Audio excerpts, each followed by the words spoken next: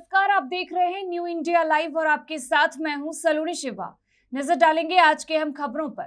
संसद के विशेष सत्र से ठीक एक दिन पहले नई संसद भवन के गजद्वार पर ध्वजारोहण होगा। 17 सितंबर को राज्यसभा चेयरमैन और लोकसभा स्पीकर ओम बिरला नई संसद के गजद्वार पर तिरंगा झंडा फहराएंगे। इस दौरान पीएम मोदी भी मौजूद रह सकते हैं। संसद के विशेष सत्र के दौरान 19 सितंबर को पुराने संसद भवन से नई संसद भवन में शिफ्टिंग का कार्यक्रम होगा। बता दें कि 17 सितंबर को विश्वकर्मा पूजा है। भगवान विश्वकर्मा को सृजन के देवता के साथ साथ दुनिया का पहला शिल्पकार, वास्तुकार और इंजीनियर माना जाता है।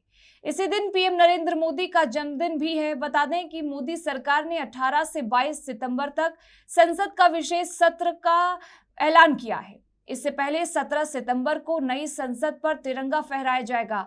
संसद का विशेष सत्र 18 से 22 सितंबर तक चलेगा। सूत्रों के मुताबिक इस सत्र में सरकार एक देश एक चुनाव का बिल ला सकती है। संसद के विशेष सत्र को लेकर विपक्ष लगातार आक्रामक है। हाल ही में सोनिया गांधी ने चिट्ठी लिखी थी जिसमें उन्होंने कहा था कि बिना किसी चर्चा के विशेष सत्र की घोषणा कर दी गई है। बता दें कि विशेष सत्र के पहले दिन यानी 18 सितंबर को पुराने संसद भवन में ही बैठक होगी। इस दिन पुराने संसद भवन के निर्माण से लेकर अब तक की यादों पर चर्चा की जाएगी। साथ ही बता दें कि नई संसद भवन में कर्मचारियों के लिए ड्रेस कोड जारी किया गया है। ड्रेस कोड के तहत सचिवालय के कर्मचारियों का बंद गला सूट से बदलकर मैजेंटा या गहरे गुलाबी रंग की नेहरू जैकेट कर दी जाएगी। उनके शर्ट गहरे गुलाबी रंग के होंगे जिन पर कमल का फूल बना होगा और वे खाकी रंग के पैंट। मध्य प्रदेश के छतरपुर के रहने वाले प्रसिद्ध कथावाचक और बागेश्वर धाम के पीठाधीश्वर एक बार फिर से विवादों में हैं। इस बार उनके ऊपर आरोप है कि उन्होंने दलित बसोर समाज पर आपत्तिजनक टिप्पणी की है। इस वजह से यह समाज अपमानित महसूस कर रहा है। समाज की ओर से अनुसूचित जाति और जनजाति अधिनियम की पुलिस को शिकायत दी गई है। पुलिस ने शिकायत के आधार पर जांच शुरू कर दी है। दरअसल बागेश्वर धाम के पंडित धीरेन्द्र कृष्ण शास्त्री अपने दिव्य दरबार में एक युवक से बातचीत कर रहे थे। बाबा बागेश्वर के पर्चे पर युवक ने आपत्ति जताई तो बाबा भड़क उठे। युवक को मंच से ही चैलेंज करने लगे। तभी युवक ने कहा कि वह ब्राह्मण जाति से है। इस पर पंडित धीरेन्द्र कृष्ण शास्त्री ने तमतमा कर कहा कि हम क्या बसोर हैं। इसके बाद बाबा और मंच पर बैठे युवक के बीच काफी देर तक बहस चलती रही। बाबा ने यह बयान बीते 2 सितंबर को दिया था। उनके बाकी वीडियोस की तरह इस वीडियो को भी सोशल मीडिया पर धड़ल्ले से शेयर किया गया। उनके इस वायरल वीडियो को अन्य चैनलों ने भी अपने अकाउंट से शेयर किया है जिसमें बाबा को स्पष्ट तौर पर यह कहते हुए सुना जा सकता है कि यह वाकया तब हुआ जब पंडित धीरेन्द्र कृष्ण शास्त्री राजस्थान के सीकर में थे। इसी बात से आहत होकर छतरपुर में दलित बसोर समाज ने अजाक थाने में पंडित धीरेन्द्र कृष्ण शास्त्री के खिलाफ शिकायत दी है। बसोर समाज के लोगों ने आरोप लगाया है कि राजस्थान में बागेश्वर बाबा ने सीकर के खुले मन से समाज का अपमान किया है। उनके इस बयान के बाद से समाज के लोग खुद को अपमानित समझ रहे हैं। बसोर समाज के लोगों ने चेतावनी दी है कि अगर पंडित धीरेन्द्र शास्त्री के खिलाफ अनुसूचित जाति और जनजाति अधिनियम के तहत मामला दर्ज नहीं किया गया तो वह देश भर में बड़ा आंदोलन चलाएंगे। इतना ही नहीं, बसोर समाज के प्रमुख लोगों ने कहा है कि अगर बागेश्वर बाबा के खिलाफ मामला दर्ज नहीं किया गया तो वह पूरे देश में आंदोलन चलाएंगे और बसोर समाज छोड़कर बौद्ध धर्म में शामिल हो जाएंगे। वहीं दमोह जिले में भी बाबा के खिलाफ केस दर्ज कराने को लेकर बसोर बैन बंसकार समाज के लोगों ने ज्ञापन दिया है। उनकी मांग है कि बाबा के खिलाफ दलित अत्याचार का मामला दर्ज किया जाए। वहीं जिले के तेंदुखेड़ में बाबा बागेश्वर के खिलाफ लोग सड़कों पर आ गए हैं और उनके खिलाफ नारेबाजी भी की गई। मध्य प्रदेश विधानसभा चुनाव को लेकर सभी दलों ने तैयारी तेज कर दी है। बीजेपी के शीर्ष नेताओं की बैठक के बाद मंगलवार को नई दिल्ली में कमलनाथ के आवास पर कांग्रेस स्क्रीनिंग कमेटी की मीटिंग हुई। इस दौरान मध्य प्रदेश के पार्टी मामलों के प्रभारी रणदीप सुरजेवाला ने स्क्रीनिंग कमेटी के सदस्यों के साथ चर्चा की। इस मीटिंग में पूर्व मुख्यमंत्री दिग्विजय सिंह, कांग्रेस की प्रदेश इकाई के वरिष्ठ नेताओं के साथ स्क्रीनिंग कमेटी के बाकी सदस्य मौजूद रहे। मध्य प्रदेश विधानसभा चुनाव के लिए कांग्रेस स्क्रीनिंग कमेटी की बैठक के बाद कांग्रेस सांसद रणदीप सुरजेवाला ने कहा कि हमने औपचारिक रूप से लोकतांत्रिक प्रक्रिया शुरू की और कई तरह की चर्चाएं हुई। यह एक सतत प्रक्रिया है, यह एक दो दिन में नहीं खत्म होगी। सुरजेवाला ने बीजेपी पर हमला बोलते हुए कहा कि एक तरफ वो लोग हैं जो झूठ बोलते हैं और पिछले 18 साल से मध्य प्रदेश की जनता को लूट रहे हैं, दूसरी तरफ हमारी पार्टी और पार्टी के नेता कमलनाथ के वचन हैं। उन्होंने कहा कि स्क्रीनिंग कमेटी के बाद यह मामला केंद्रीय चुनाव समिति के पास जाएगा और वही अंतिम फैसला लेगी। वहीं मध्य प्रदेश के पूर्व मुख्यमंत्री और कांग्रेस प्रदेश अध्यक्ष कमलनाथ ने बैठक के बाद कहा कि हमने 100 सीटों पर चर्चा की, हम आज फिर से इस पर चर्चा करेंगे।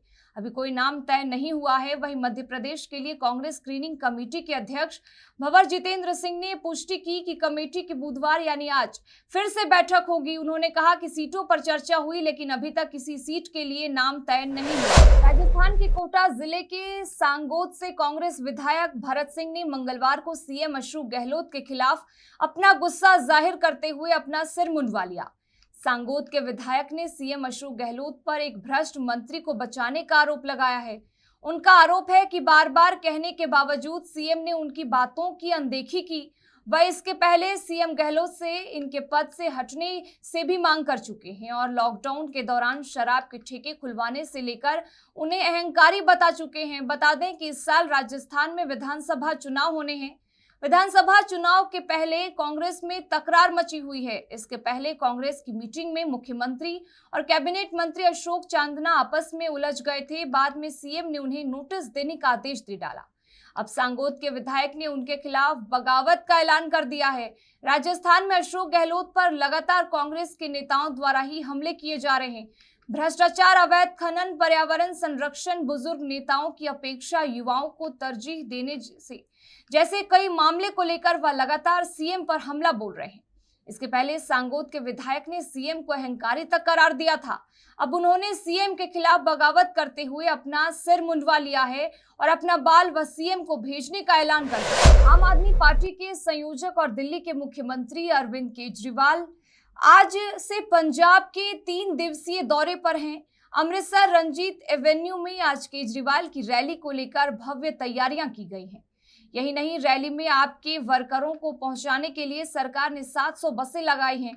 इस वजह से न केवल कई रूट प्रभावित होंगे बल्कि यात्रियों को कुछ परेशानी का सामना भी करना पड़ सकता है। आप सुप्रीमो अरविंद केजरीवाल और पंजाब के मुख्यमंत्री भगवंत मान के अमृतसर दौरे को लेकर शहर के सभी एसडीएम, तहसीलदार समेत करीब 150 कर्मचारियों की ड्यूटी लगाई गई है। इससे क्लर्क से लेकर सेवादार तक शामिल हैं। मंगलवार को भी जिले के अधिकारी तैयारियों में जुटे दिखाई दिए। इसके अलावा सुरक्षा के भी कड़े इंतजाम किए गए हैं। 3500 पुलिस के जवानों को शहर में जगह जगह तैनात किया गया है। सीएम केजरीवाल और मुख्यमंत्री मान आज एमिनेंस स्कूलों का उद्घाटन करेंगे। अमृतसर में पहले फेज में आज मॉडल रोड, जंडियाला, छेहटा और टाउन हॉल स्कूल का उद्घाटन किया जाएगा। छेहटा और डांडियाला स्कूल का काम पूरा हो चुका है, तो वहीं मॉल रोड स्कूल में ऑडिटोरियम और छत का काम चल रहा है। तो वहीं टाउन हॉल स्कूल के बाहर बास्केटबॉल ग्राउंड का काम चल रहा है। दोनों स्कूलों में करीब 10% काम अभी बाकी है। छेहटा के स्कूल में आज कार्यक्रम किया जाएगा, जिसको लेकर तैयारियां की गई हैं। आप सुप्रीमो अरविंद केजरीवाल और मुख्यमंत्री भगवंत मान के दौरे को लेकर मंगलवार शाम को विधायकों ने प्रशासनिक अधिकारियों के साथ रात 8 बजे भी मीटिंग की। उन्हें अराजक तत्वों पर सख्त नजर रखने के निर्देश दिए गए हैं। साथ ही कहा गया है कि सुरक्षा में किसी भी तरह की कोई चूक नहीं होनी चाहिए। बाराबंकी में मूसलाधार बारिश ने तबाही मचा दी है। पूरा शहर जलमग्न हो गया है। बाराबंकी में भयंकर बारिश का भयावह दृश्य देखकर शहरवासियों की सांसें थम गई हैं। हालत को देखते हुए शासन प्रशासन पूरी तरह मुस्तैद दिख रहा है। साथ ही डूबते हुए जानवरों को बचाने में भी प्रशासन जुट गई है। पानी के तेज बहाव में डूब रही गौवंशों को सुरक्षा कर्मियों ने कड़ी मशक्कत के बाद बाहर निकाला। साथ ही गत दिनों से लगातार अतिवृष्टि के कारण बाराबंकी नगर क्षेत्र में बाढ़ की स्थिति उत्पन्न होने के मद्देनजर मंडल आयुक्त अयोध्या गौरव दयाल और पुलिस महानिरीक्षक अयोध्या परिक्षेत्र अयोध्या प्रवीण कुमार द्वारा बाराबंकी नगर क्षेत्र का निरीक्षण कर राहत बचाव कार्य में लगी टीमों को आवश्यक दिशा निर्देश दिए गए और रिजर्व पुलिस लाइंस का बाराबंकी स्थित सभागार में पुलिस प्रशासन के अधिकारियों के साथ साथ गोष्ठी कर प्रभावित क्षेत्रों में फंसे हुए लोगों को बाहर निकालने, खाद्य सामग्री की व्यवस्था करने आदि के संबंध में आवश्यक दिशा निर्देश दिए गए। साथ ही गोष्ठी के दौरान जिला अधिकारी बाराबंकी अविनाश कुमार और पुलिस अधीक्षक बाराबंकी दिनेश कुमार सिंह और अन्य अधिकारी मौजूद रहे। इस तरह की स्थितियाँ समय समय पर कब आती हैं तो सबकी जिम्मेदारी हो जाती है। स्थानीय लोगों के साथ साथ पुलिस प्रशासन सभी लोग मिलकर युद्ध स्तर पर कार्य करते हैं और उसी प्रक्रम में हम लोग कार्य कर रहे हैं। पानी रिसेशन में कहीं नीचे की तरफ जाने की स्थिति में है। जो भी लोग आना चाह रहे हैं उनको हम लोग अपनी जो रेस्क्यू बोट्स हैं उनको ला रहे हैं और जो भी सहायता उपलब्ध कराई जानी है वो सभी चीज़ें कराई जा रही हैं। सभी लोग मिल करके कार्य कर रहे हैं। हम आश्वस्त हैं कि अगले 24 घंटे में चीज़ें नॉर्मल होंगी। आगरा पुलिस को बड़ी सफलता हाथ लगी है। 3 शातिर लुटेरों को पुलिस ने गिरफ्तार कर लिया है। यमुना किनारे प्लाटून के सामान की हुई चोरी का खुलासा करते हुए पुलिस ने तीनों को गिरफ्तार कर लिया है। साथ ही आरोपियों के कब्जे से नकदी, लोहे की प्लेट, मैक्स गाड़ी, तमंचा और कारतूस बरामद की गई है। बता दें कि तीनों लुटेरों को पुलिस ने गिरफ्तार कर जेल भेज दिया है। खबर उत्तर प्रदेश के बाराबंकी से है, जहां ग्राम पंचायत रामपुर के पास आरा मशीन स्थित शहादतगंज तिराहा पर जल भराव होने की वजह से आने जाने वाले वाहन चालक और राहगीरों को कठिनाइयों का सामना करना पड़ रहा है। सफदरगंज से परसा तिराहा, जो यहां से रामपुर सादतगंज होते हुए रामनगर मार्ग गया है, इस मार्ग की सड़क बहुत जर्जर हो गई है। वहीं मामले पर पीडब्ल्यूडी विभाग की घोर लापरवाही भी सामने आई है। बावजूद इसके कोई भी कार्रवाई नहीं की गई है, जबकि इस मार्ग से संबंधित कई बार खबर प्रकाशित भी हो चुकी है, लेकिन इसके बावजूद भी पीडब्ल्यूडी विभाग द्वारा गड्ढा मुक्त सड़क मरम्मत कार्य नहीं किया गया। इसके साथ फिलहाल इस बुलेटिन में बस इतना ही, लेकिन तमाम खबरों के लिए बने रहें हमारे साथ और देखते रहें न्यू इंडिया लाइव।